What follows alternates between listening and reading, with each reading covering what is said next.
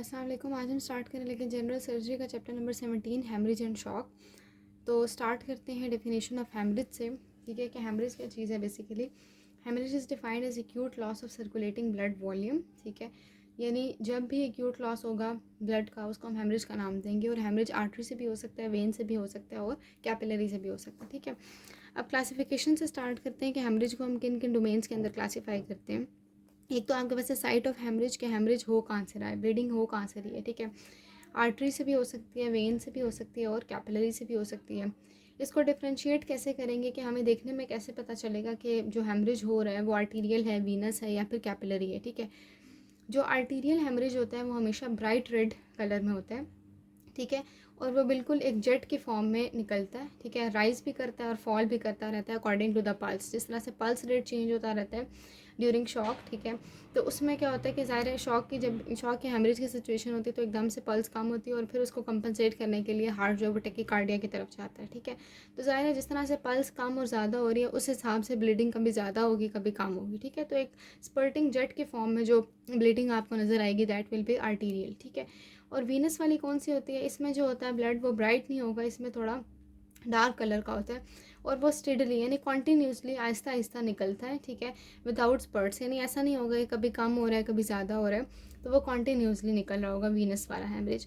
जो capillary blood होता है वो भी ब्राइट रेड होता है जिस तरह आर्टीरियल वाला होता है। ठीक है, और लेकिन इसकी ये पहचान है कि हेमरेज जो होता है ना वो रैपिड होता है। ठीक है, बहुत तेज़ तेज़ होगा और ऊजिंग वाला होगा।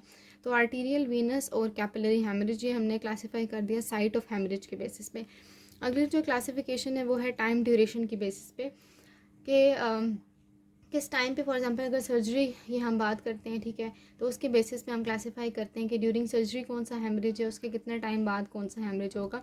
तो इसमें प्राइमरी हेमरेज है, रिएक्शनरी हेमरेज है और सेकेंडरी हेमरेज है। प्राइमरी हेमरेज हमेशा वो होता है जो कि टाइम ऑफ सर्जरी, ठीक है, सर्जरी ऑपरेशन चल रहा है उस टाइम पे जो ब्लीडिंग हो रही है उसको हम कहते हैं प्राइमरी हेमरेज। रिएक्शनरी हेमरेज वो होता है जो कि विद इन 24 आवर्स, ठीक है, 24 घंटों के अंदर अंदर जो ब्लीडिंग होती है उसको हम कहते हैं रिएक्शनरी हेमरेज।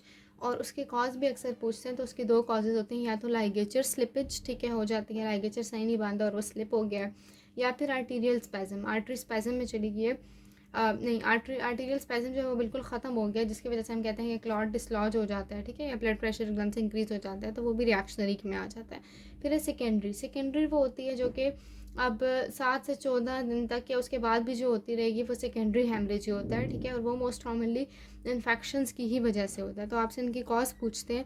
रिएक्शनरी हेमरेज की कॉज क्या होती है, मोस्ट कॉमन लाइगेचर स्लिप होने की वजह से होता है, जो 24 आवर्स में ब्लीडिंग होती है वो रिएक्शनरी होती है। और सेकेंडरी जो होती है वो 7 से 14 दिन तक या उससे आगे तक अगर कंटिन्यू करती है वो मोस्ट कॉमनली इन्फेक्शंस की वजह से होती है। ठीक है, उसके बाद आ जाते हैं ऑर्गन इन्वॉल्वमेंट। ऑर्गन इन्वॉल्वमेंट की बेसिस पे हम इसको इस तरह से क्लासीफाई करते हैं। फॉर एग्जांपल हम एक्स्ट्रा ड्यूरल कहते हैं। ठीक है, तो एक्स्ट्रा ड्यूरल का मतलब ये होता है कि जो ड्यूरा मैटर है उससे बाहर जो उसकी जो 2 लेयर्स होती हैं उनके बीच में होता है। ठीक है, फिर कोई सब ड्यूरल और सब एरेक्नॉइड या इंट्रा सेरेब्रल, मतलब अकॉर्डिंग टू लोकेशन उसको हमने जिस तरह ब्रेन के हेमरेजेस को क्लासीफाई किया हुआ है। ठीक है, ये इतना खैर इंपॉर्टेंट नहीं है। उसके बाद है विजिबिलिटी। विजिबिलिटी का मतलब ये है कि वो हेमरेज आपको नज़र आ रहा है या नहीं आ रहा। ठीक है, रिवील्ड हेमरेज यानी जो प्रॉपर्ली विजिबल है, पता चल रहा है कि बंदे का इतना खून ज़ाया हो चुका है। ठीक है, एक होती है इंटरनल ब्लीडिंग जिसको कंसील्ड हेमरेज भी कहते हैं, वो नज़र नहीं आती। फॉर एग्जांपल मतलब वो बॉडी के अंदर ही हो रही है ना, जिस तरह पेरिटोनियल कैविटी में ब्लीडिंग हो जाती है। ठीक है, तो वो ज़ाहिर है कोई ना कोई ऑर्गन रप्चर हुआ है, जैसे स्प्लेन का रप्चर है, लिवर का रप्चर, कोई ट्रॉमा वगैरह हो सकता है कि आपका स्प्लेन या लिवर डैमेज हो गया, बहुत ज़्यादा बंदा ब्लीड कर रहा है, या फिर एक्टॉपिक प्रेगनेंसी। ठीक है, तो इन तीनों चीज़ों के अंदर जो ब्लीडिंग होती है वो कभी भी नज़र नहीं आती, वो कंसील्ड ब्लीडिंग होती है, कंसील्ड हेमरेज होता है। ठीक है, तो ये क्लासिफिकेशन हमने कर ली साइट ऑफ हेमरेज की बेसिस पे, टाइम ड्यूरेशन की बेसिस पे, ऑर्गन इन्वॉल्वमेंट की बेसिस पे और विजिबिलिटी की बेसिस पे। अच्छा, उसके बाद हम आ जाते हैं अमाउंट ऑफ ब्लड लॉस। ठीक है, कि हम असेस कैसे करेंगे हेमरेज को। ज़ाहिर है हर चीज़ की ग्रेडिंग होती है। ठीक है, जिस तरह कार्सिनोमा की ग्रेडिंग होती है to assess the severity of that condition, इसी तरह हेमरेज की भी हमने क्लासेस में डिवाइड किया हुआ है, क्लास 1, 2, 3 एंड 4। ठीक है, उससे पहले मैं आपको ये बता दूं कि उन्होंने क्लिनिकल फीचर्स में माइनर, मॉडरेट और सिवियर हेमरेज लिखा हुआ है। माइनर हेमरेज वो होता है जो कि एसिम्प्टोमेटिक होगा। ठीक है, मॉडरेट वो है जो कि टैकीकार्डिया कॉज कर देगा, हाइपोटेंशन बंदे में कर देगा, पेल उसका कलर हो जाएगा और यूरिन आउटपुट भी कम हो जाएगी, वो आपके पास होता है मॉडरेट हेमरेज। ठीक है, फिर जो सवेयर हेमरेज होता है वो होता है कि जो कि ब्रेन को भी इन्वॉल्व कर लेता है, तो उसमें कन्फ्यूजन होना शुरू हो जाती है बंदे को, ब्रेडिकार्डिया की तरफ वो चला जाता है और ज़ाहिर है रिवर्सिबल शॉक की सिचुएशन होगी, ठीक है।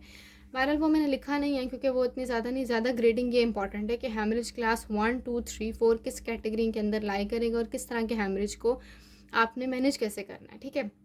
अच्छा, जो मोस्ट इंपॉर्टेंट है ना, अब इसमें देखिए सारी मैंने बातें लिखी हैं कि ब्लड लॉस की बेसिस पे क्लासेस किस तरह से हैं, पल्स की बेसिस पे, सिस्टोलिक ब्लड प्रेशर की बेसिस पे, यूरिनरी आउटपुट, मेंटल स्टेटस और इनिशियल फ्लूइड, ठीक है।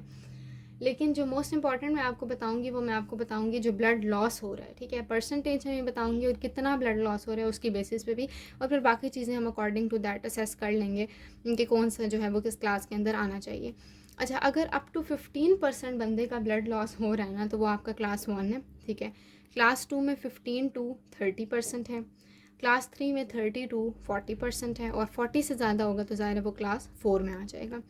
फिर जो क्लास 1 है उसके अंदर ब्लड कितना लॉस हो रहा है, ठीक है। अगर मैं वैसे लॉस बता दूँ आपको तो 750 ml तक तकरीबन, इसमें 750 से 1500, 1500 से 2000 और 2000 से ज़्यादा, ठीक है। तो मेनली आपको एक तो परसेंटेज या तो परसेंटेज याद रख लें या ये वॉल्यूम याद रख लें, बिकॉज ये चीज़ें मोस्ट इंपॉर्टेंट, ठीक है। बाकी पल्स वगैरह वो थोड़ा बहुत बंदा खुद भी अंदाज़ा कर लेता है। तो अगर 15% लॉस हो रहा है, ठीक है, अब ग्रेड्स के अकॉर्डिंग मैं बताती हूँ, 15 to 30, 30 to 40, अबव 40, ठीक है। और ब्लड लॉस जो वॉल्यूम के अकॉर्डिंग है 750 to 1500, 1500 to 2000 and more than 2000, ठीक हो गया। अच्छा, ये तो ग्रेड समझ आ गया आपको ब्लड लॉस की बेसिस पे। अब हम ये देखते हैं कि जो पल्स है बेसिकली उसकी क्या सिचुएशन होगी। जो क्लास 1 होती है उसमें पल्स लेस देन 100 होती है, क्योंकि हमें पता है कि बंदा टैकीकार्डिया में जाता है जैसे जैसे हेमरेज आपका सवेयर होता जाता है, ठीक है। तो जाहिर है पल्स आपकी बढ़नी चाहिए। तो पल्स जो क्लास 1 होती है उसमें लेस देन 100 होती है, क्लास 2 में 100 से 120 हो जाती है ना, आपने 20 का वो कर देना है, ठीक है, इंक्रीमेंट। फिर क्लास 3 में 120 से 140 हो जाती है, और क्लास 4 में 140 से ज़्यादा हो जाती है, ठीक है। ये बस आप ये याद रख लें कि 100 से आपने शुरू किया और 20 आपने इंक्रीज़ करते जाना है। सिस्टोलिक ब्लड प्रेशर, अब देखिए ब्लड प्रेशर जो होता है वो पहले नॉर्मल होता है, देखिए ऐसा नहीं होता कि एकदम से मतलब हेमरेज होगा, लेकिन कुछ ब्लड प्रेशर हम खुद भी अलाउ करते हैं कि वो आहिस्ता आहिस्ता ड्रॉप होता जाए, उसमें फिर हम फ्लूइड्स एकदम से नहीं लगाते। वो खैर बाद में आपको सिचुएशन में बताऊंगी जब शॉक की मैनेजमेंट बताऊंगी। लेकिन आपने इतना याद रखना है कि जो ब्लड प्रेशर है वो इनिशियली नॉर्मल होता है, आहिस्ता आहिस्ता जो है वो ब्लड ड्रॉप करता है, ठीक है, ब्लड प्रेशर। तो पहली 2 सिचुएशंस में नॉर्मल होता है, अगले 2 स्टेजेस में डिक्रीज़ हो जाता है। यूरिनरी आउटपुट की अगर मैं बात करूँ तो आपके पास जो फर्स्ट है उसके अंदर 30 से ज़्यादा होता है, ठीक है, मिलीलीटर पर आर के हिसाब से अगर हम अंदाज़ा करें तो पहले में 30 से ज़्यादा यूरिनरी आउटपुट, ज़ाहिर है यूरिनरी आउटपुट कम होना चाहिए ना, यही इस चीज़ की तरफ जा रहा है कि बॉडी से फ्लूइड्स बिल्कुल निकल चुके हैं, हेमरेज हो रहा है। तो सेकंड जो स्टेज है उसमें 20 to 30 ml हो जाता है, फिर 5 to 15 और अगले में निग्लिजिबल में बिल्कुल ही ना होने के बराबर यूरिनरी आउटपुट हो जाता है। अच्छा, उसके बाद आ जाते हैं मेंटल स्टेटस पे। अब जो मेंटल स्टेटस है वो आपने इस तरह से याद रखने के एनजाइटी की डिफरेंट कैटेगरी हैं। स्लाइटली एंशियस होगा तो वो क्लास 1 है, माइल्डली एंशियस होगा तो वो क्लास 2 है। लेकिन ये जो दो है ना, इसमें जो है वो एंशियस और कंफ्यूज ही आपको नज़र आएगा क्लास 3 में, और क्लास 4 में कंफ्यूज भी होगा और साथ शदीद लेथार्जिक सिचुएशन होगी पेशेंट की, ठीक है। फिर इनिशियल फ्लूइड्स की बेसिस पे अगर हम देखें तो पहले 2 जो क्लासेस उसमें हम क्रिस्टलॉइड्स देते हैं, जबकि बाकी 2 में क्रिस्टलॉइड्स और कोलॉइड्स यानी कि ब्लड प्रोडक्ट्स भी हमें लगाने पड़ते हैं, क्योंकि ज़ाहिर है इतना ज़्यादा सीवियर हेमरेज हो चुका है, ठीक है। तो इसको एक बार दोबारा देखते हैं। हमने सबसे पहले उसको क्लासीफाई किया था according to blood loss in the terms of percentage as well as the blood loss in volume, उसको हमने देखा था। फिर हमने पल्स की बेसिस पे बताया कि जैसे जैसे सेवेरिटी ऑफ हेमरेज इंक्रीज़ करता है पल्स रेट इंक्रीज़ करेगा, systolic blood pressure Aahista Aahista decrease करता जाएगा, ठीक है, और यूरिनरी आउटपुट भी ज़्यादा डिक्रीज़ करता जाएगा, मेंटल स्टेटस भी ख़राब होता जाएगा, और ज़ाहिर फ्लूइड्स में आपने एंड में आपको कोलॉइड्स भी लगाने पड़ेंगे, ठीक हो गया। तो ये आपको पता चल गई कि ये ग्रेडिंग है हेमरेज की या फिर क्लासेस हैं, ठीक है। अच्छा, उसके बाद हम आ जाते हैं measurement of acute blood loss, ठीक है, कि एक्यूट ब्लड लॉस बंदे को हो चुके हैं, अब आपने उसको मैयर कैसे करना है। ज़ाहिर है मैयर करने के कुछ तो पैरामीटर्स होंगे कि कैसे अंदाज़ा करें कि भाई इतना ज़्यादा ब्लड लॉस हो चुका है। कुछ तो ज़ाहिर है ग्रेडिंग ऑफ हेमरेज से भी आपको अंदाज़ा हो जाएगा, लेकिन कुछ और भी पैरामीटर्स हैं जो क्लिनिकल पैरामीटर्स हैं। इन्फेंट्स के अंदर अगर 8 to 9% ऑफ बॉडी वेट आप फ्लूइड निकालें, कैलकुलेट करें, किसी का जो भी बॉडी वेट है उसका आप 8 to 9% निकालें, उतना अगर ब्लड निकल चुका है तो इसका मतलब है कि येस ये एक्यूट ब्लड लॉस की सिचुएशन है।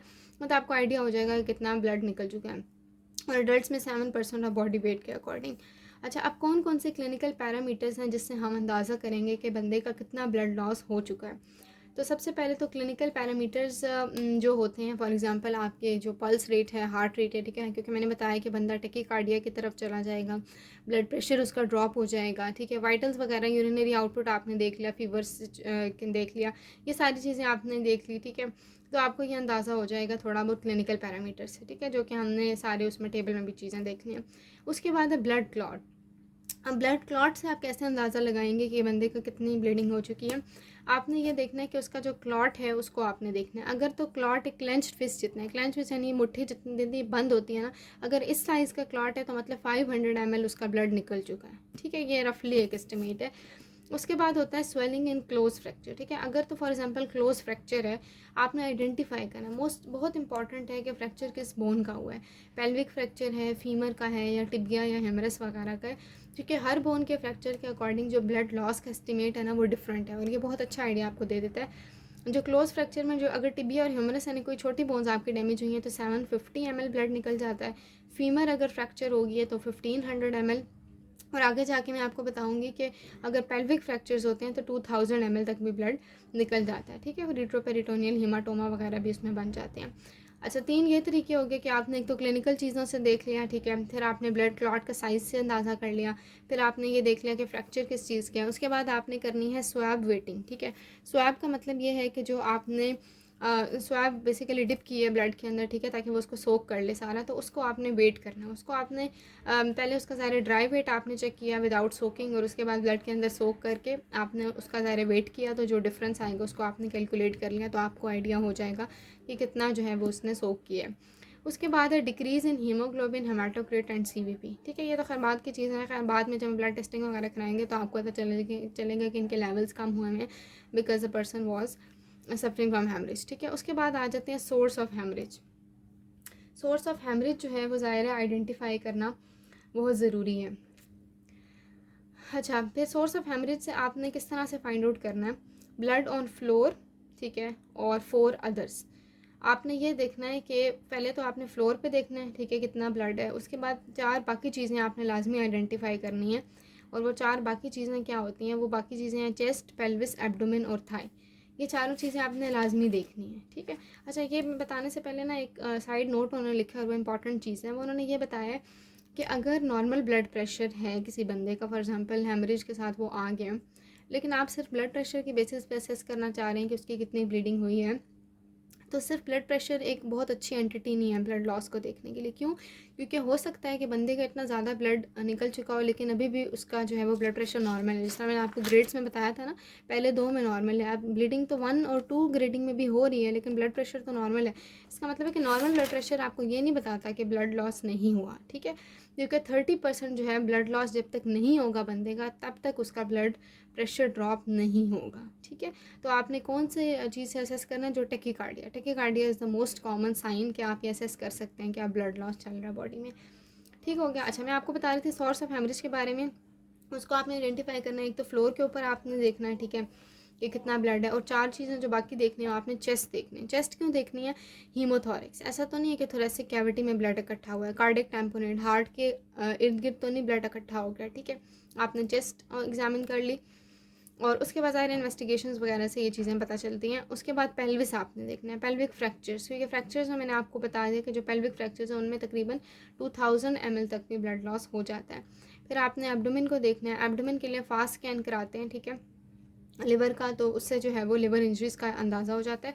और थाई में भी आपने स्वेलिंग और ज़ाहिर फ्रैक्चर्स वगैरह देखने, क्योंकि मैंने आपको बताया कि फीमर के जो फ्रैक्चर्स हैं उनमें 1500 ml तक ब्लड लॉस हो जाता है, ठीक है। अच्छा, एब्डोमेन के स्कैन के लिए उन्होंने फास्ट भी लिखा है और एक DPL भी लिखा है। इसकी मैं पूरी फॉर्म बता देती हूँ। फास्ट का मतलब है focused assessment with sonography in trauma, ठीक है, और DPL है diagnostic peritoneal lavage, sorry diagnostic peritoneal lavage. तो ये दोनों चीज़ें जो हैं वो बेसिकली हम इन्वेस्टिगेशंस करते हैं एब्डोमिनल पैथोलॉजी को कोई रूल आउट करने के लिए, ठीक है। साइटिस वगैरह तो नहीं है, कोई लिवर ट्रॉमा तो नहीं है, वो सब चीज़ें आपने देख लेनी, ठीक है। अच्छा, ये आपने अंदाज़ा कर लिया कि भाई कहाँ से सोर्स है, बेसिकली ब्लीडिंग हो कहाँ से रही है। अब आपने उसको ट्रीट कैसे करना है। जब भी ब्लीडिंग को ट्रीट करना होता है, याद रखें आपने 2 चीज़ों को हैंडल करना है। वो 2 चीज़ें क्या हैं? एक तो अरेस्ट ऑफ हेमरेज, कि इतनी जो ब्लीडिंग हो रही है बंदे की, आपने ज़ाहिर है उसको रोकना, चलें वो कर लिया। दूसरी चीज़ क्या करनी है, कितनी ब्लीडिंग जो हो चुकी है उसको रिप्लेस भी तो करना है, जितना उसका ब्लड लॉस निकल चुके हैं उसको आपने फ्लूइड्स वगैरह या ब्लड लगा के ठीक भी तो करना है, ठीक है। तो अरेस्ट ऑफ हेमरेज और ब्लड रिप्लेसमेंट, ये 2 चीज़ें जो आपने हेमरेज के ट्रीटमेंट में करनी होती हैं। अच्छा, हेमरेज को कैसे रोकना है, प्रेशर, ठीक है। ये डिफरेंट स्टेप्स हैं, मैं आपको एक एक बताती जाती हूँ, बहुत ही आसान सी बात नहीं, आपने जनरली कहीं भी पढ़ी होंगी, ठीक है। बेसिक जो होता है ट्रॉमा सपोर्ट, उसमें भी यही करते हैं। प्रेशर, आपने क्या करना है कि ब्लीडिंग पॉइंट जी आपको अगर नज़र आ रहा है तो आप डायरेक्ट उसके ऊपर प्रेशर अप्लाई करें, जिस तरह लिवर ट्रॉमा में भी आपने सुना होगा। सबसे पहले यही काम करते हैं कि अगर लेप्रोटमी कर दिया, खोल दिया एब्डोमेन, तो लिवर के ऊपर प्रेशर लगाते हैं सर्जन। उससे क्या होता है कि कुछ हद तक ब्लीडिंग रुक जाती है। अच्छा, आपने ब्लीडिंग पॉइंट पे डायरेक्ट प्रेशर लगाया, ठीक है, तो ज़ाहिर है एक तो ये भी तरीका है, बहुत इफेक्टिव तरीका होता है अगर इसको प्रॉपर्ली किया जाए। उसके बाद है पैकिंग। पैकिंग भी अक्सर लिवर ट्रॉमा में ही करते हैं, ठीक है। जो वो जब हम सिस्टमिक करेंगे तो मैं आपको बताऊंगी कि उसमें 3 तरीके होते हैं, ठीक है। शायद मैंने किसी और वीडियो में पहले बताया है। प्रेशर होता है, प्रिंगल्स मैनावर होता है और एक पैकिंग होता है। पैकिंग ये होता है कि जो रिब केज है और लिवर उसके बीच में ना वायर गॉजेस हम डाल देते हैं। उससे क्या होता है, कुछ प्रेशर क्रिएट होता है तो ब्लीडिंग रुक जाती है। तो मोस्ट कॉमनली एब्डोमिनल जो इंजरीज होती हैं ना, उनके लिए पैकिंग यूज़ की जाती है। उसके बाद है पोजीशन ज़ाहिर है बंदे की आपने ऐसी मेंटेन करनी कि ब्लीडिंग कम से कम हो। टॉर्निकी आपने अप्लाई करनी, यानी एक टाइट सा जो है वो आपने बांध देना उस के गिर्द, ठीक है। उससे क्या होगा कि ज़ाहिर है उसकी ब्लीडिंग रुक जाएगी। और एक टॉर्निकी आपने वहाँ पे भी अप्लाई करना जहाँ पे ब्लीडिंग हो रही है, और कोशिश करें उससे प्रॉक्सिमल भी। फॉर एग्जांपल थाई में अगर कोई गन शॉट का केस आया, ब्लीडिंग हो रही है, तो वहाँ तो अप्लाई करेंगे, लेकिन उससे ऊपर भी, क्योंकि मे बी ब्लीडिंग किसी ब्रांच से हो रही है आर्टरी की, और मेन आर्टरी ऊपर है, तो आपने मेन आर्टरी को अगर आप ब्लॉक करेंगे तो वो ज़्यादा बेनिफिशियल होता है as compare to blocking that specific artery जहाँ से ब्लीडिंग हो रही है। अच्छा, टॉर्निकी भी अप्लाई कर दिया। उसके बाद है एड्रीनलिन सोक्ड गॉज, ठीक है, क्योंकि आपको पता है कि एड्रीनलिन जो होती है वो वेसो कंस्ट्रिक्टर होती है, तो वो ब्लीडिंग को रोक देती है। लेकिन ये हर जगह नहीं होता। फॉर एग्जांपल इतना ज़्यादा जो है वो बंदे को हेमरेज हो रहा है, आगे गन शॉट का केस ले लें, ठीक है, थाई से बहुत ज़्यादा ब्लीडिंग हो रही है और आपने एड्रेलिन गॉज उसके ऊपर रख दिया और आप एक्सपेक्ट करें कि रुक जाए, नहीं, बहुत मतलब माइनर के लिए। फॉर एग्जांपल अगर नोज से ब्लीडिंग हो रही है, ठीक है, उसके लिए बहुत बेनिफिशियल होता है adrenaline soaked gauze epistaxis control करने के लिए। फिर है बोन वैक्स, ठीक है। एक बोन वैक्स होती है, ये मोस्ट इंपॉर्टेंट तब होती है जब आपकी बोन जो है ना वो बेसिकली ये बोन के ऊपर हम लगाते हैं, ठीक है, कि बोन के ऊपर कोई आर्टरी थी वो डैमेज हो गई है, तो बोन के ऊपर ये वैक्स लगा देते हैं, तो इससे भी थोड़ी बहुत जो है वो ब्लीडिंग रुक जाती है। उसके बाद है डायथर्मी जो है वो हम क्या करते हैं, टेम्परेचर देते हैं, और टेम्परेचर की वजह से हम उन वेसल्स को सील कर देते हैं, बिल्कुल बंद कर देते हैं जहाँ से ब्लीडिंग हो रही है। लाइगेशन और एम्बोलाइजेशन, दोनों टर्म्स आपने सुनी होंगी, लेकिन इसमें ना थोड़ा डिफरेंस है। डिफरेंस ये है कि कॉटरी जिस तरह करते हैं ना, कॉटरी से आपने वेसल को बंद कर दिया, ठीक है, उसको हम कहते हैं कि हमने लाइगेशन कर दिया, ठीक है। कॉटरी से बंद कर देते हैं, या फिर उसके आगे जो है वो स्यूचर लगा दें, ठीक है, स्टिच लगा दें, आर्टरी आपने बंद कर दी, this is ligation. Therapeutic embolisation ये होती है कि आपने उस आर्टरी को ब्लॉक किया, उसके अंदर कोई थेराप्यूटिक मटीरियल डाल दिया, ठीक है। तो ये जो है ना मोस्ट एमरजेंसी टेक्निक हम इसको कह सकते हैं, ठीक है, जो कि की जाती है कि क्योंकि ये आखिरी ऑप्शन होता है एम्बोलाइजेशन, ठीक है, कि आर्टरी का आपको पता चल गया, अब आप उसको एम्बोलाइज कर दें, तो उससे क्या होगा कि ब्लीडिंग रुक जाती है। उसके अंदर जो है वो कोई आर्टिफिशियल हम एम्बोलाई डाल देते हैं, जिसकी वजह से हेमरेज कंट्रोल हो जाता है, ठीक है। तो अरेस्ट ऑफ ब्लीडिंग मैंने आपको बता दिया डिफरेंट चीज़ें कि आपने प्रेशर अप्लाई करना है, आपने पैकिंग करनी है, आपने पोजीशन मेंटेन करनी है बंदे की सही वाली, टोर्निकी अप्लाई किया, अगर नोज से ब्लीडिंग हो रही है तो एड्रीनलिन सोप पैक रखते हैं, बोन वैक्स लगा दे, डायथर्मी, सर्जिकल लाइगेशन, एम्बलाइजेशन, ठीक हो गया। अच्छा, उसके बाद है ब्लड रिप्लेसमेंट। अब ब्लड रिप्लेसमेंट ज़ाहिर है आपने उसको तो कंट्रोल कर लिया हेमरेज को, लेकिन जो इतना उसका खून बहा है उसको भी तो आपने कंट्रोल करना है। उसको आपने कैसे कंट्रोल करना है, ब्लड रिप्लेसमेंट से, ठीक है। ब्लड रिप्लेसमेंट में ज़ाहिर है इनिशियल फ्लूइड्स आपने थेरेपी देनी है, इनिशियल फ्लूइड थेरेपी। और ये इंपॉर्टेंट क्वेश्चन है कि आपसे पूछते हैं कि कितना ब्लड लॉस हो जाएगा, तो आपने उसको, अच्छा वो और बात है, वो ब्लड वाली बात है, सॉरी। ब्लड रिप्लेसमेंट हम करते हैं सिर्फ क्लास 3 और 4 में। इनिशियली हम फ्लूइड से ही शुरू करते हैं, ठीक है। क्लास 3 और 4 में जब 30% से ज़्यादा बंदे का जो है वो ब्लड लॉस हो चुका होता है, तब हम उसको ब्लड से ट्रीट करते हैं। अब इनिशियल फ्लूइड थेरेपी हम देखते हैं ना कि शुरू में आपने क्या करना है। शुरू में आपने अगर अडल्ट है तो 1 to 2 लीटर्स आपने जो है वो वार्म फ्लूइड बोलस लगा देना, ठीक है, रिंगर्स लैक्टेट वगैरह या नॉर्मल सलाइन लगा देना। और अगर पीडियाट्रिक है, बच्चा है, तो 20 ml पर kg के हिसाब से आपने उसको फ्लूइड लगा दिया, ठीक है। अब फ्लूइड लगा दिया है, लेकिन आपने साथ साथ उसकी मॉनिटरिंग भी करनी है कि उसके जो है वो रिस्पॉन्ड हो रहा है या नहीं हो रहा। तो उसमें 3 सिचुएशंस हो सकती हैं, या तो रैपिड रिस्पॉन्स है कि इसमें वो लोग आते हैं जो फ़ौरन से ही फ्लूइड जैसे ही उनको लगाया वो हीमोडायनामिकली स्टेबल हो गया, उनका बीपी भी ठीक हो गया, उनकी पल्स भी ठीक हो रही है आहिस्ता आहिस्ता। तो फिर हम क्या करते हैं कि फ्लूइड्स को आहिस्ता आहिस्ता स्लो कर देते हैं, उनके मेंटेनेंस रेट के ऊपर ले आते हैं। ठीक है, इसका मतलब ये होता है कि जो रैपिड रिस्पांस शो करते हैं, इसका मतलब ये होता है कि इन्होंने बहुत कम ब्लड लॉस किया है। मोस्टली ये होता है कि लेस दैन 20% ही इनका ब्लड निकला होता है, और जो हम फ्लूइड्स लगाते हैं वो उससे ठीक हो जाता है, और अब कोई ब्लीडिंग उनमें नहीं हो रही। ठीक है, ये इसका मतलब है। ट्रांजिएंट रिस्पॉन्ड ये होता है कि पहले जैसे ही आपने फ्लूइड लगाया वो रिस्पॉन्ड कर रहे हैं कि उनका पल्स और बीपी ठीक हो गया, लेकिन 10 से 20 मिनट गुजरते हैं और दोबारा वो उसी सिचुएशन में आ जाते हैं कि बीपी ड्रॉप होना शुरू हो जाता है, टैकीकार्डिया की तरफ बंदा चला जाता है। तो इसका मतलब ये है कि उसकी अभी भी ब्लीडिंग हो रही है। ठीक है, तो उसमें फ़ौरन से आपने देखना होता है कि कहाँ से ब्लीडिंग हो रही है, सोर्स को आइडेंटिफाई करके उसको ट्रीट करना होता है। फिर होता है मिनिमल या नो रिस्पॉन्स, यानी ऐसे लोग हैं जो बिल्कुल भी रिस्पॉन्ड कर ही नहीं रहे। इसका मतलब इनका बहुत ज़्यादा वॉल्यूम लॉस हो चुका है। ठीक है, और इनमें ज़ाहिर है अभी भी कोई मेजर हेमरेज चल रहा है, तो फ़ौरन से आपने उसको सर्जिकली जो है वो मैनेज करना होता है, ट्रीट करना होता है। ठीक है, और बाकी ये है कि अगर बंदा रिस्पॉन्ड नहीं कर रहा तो उसमें पम्प फेलियर भी हो सकता है। ठीक है, कि कार्डिक इंजरी है, या हार्ट के ब्लड इकट्ठा हुआ है, कार्डिक टेम्पोनेट है, या टेंशन नीमोथोरक्स है, उसकी वजह से पंप नहीं कर रहा हार्ट प्रॉपरली ब्लड, मतलब बंदा रिस्पॉन्ड करने को कर सकता था, मगर चूँकि हार्ट नहीं उसका कॉन्ट्रैक्ट कर रहा प्रॉपरली, तो वो ज़ाहिर है उसके वो फिर नॉर्मल वाइटल्स वगैरह नहीं आ रहे। ठीक है, तो this is all about haemorrhage. अब नेक्स्ट वीडियो में हम लोग शॉक करते हैं। Thank you.